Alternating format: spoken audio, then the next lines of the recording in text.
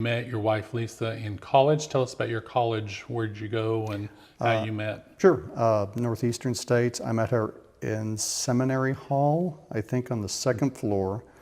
I was outside my public speaking class, ironically, trying to think of a way to not have to go to class that day. And she happened by and she was wearing all these homemade Beatles buttons. And I was very into the Beatles at the time. So I kind of took that as an opening, stopped and started up a discussion, and we've been together ever since.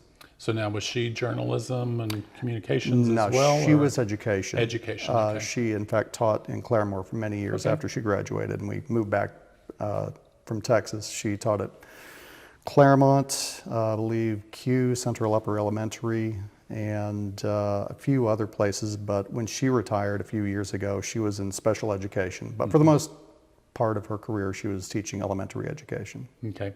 And so you said she had deep roots here. I assume that she has lots of family here or parents? Yes. Her mother, June, originally Fry, was worked for Dr.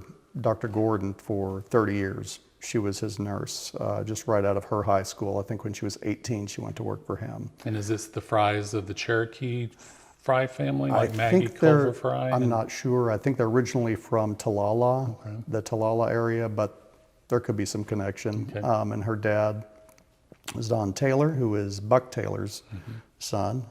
There were several children in that family. Her dad was, or her grandpa, Buck Taylor, was a policeman, and her dad was also started out in law enforcement, and he was Claremore's first detective. Okay. Back when Mickey Perry was also getting his start back then. But he didn't stay with it. He got into city management and started managing cities further and further south, and he retired in Texas several years ago. So where do you all live here in Claremore? We live, I think it's called the Springbrook Edition. I could give you my address, but I'll just leave it at that. Okay. Kind of on the north end, but it's, we've lived there.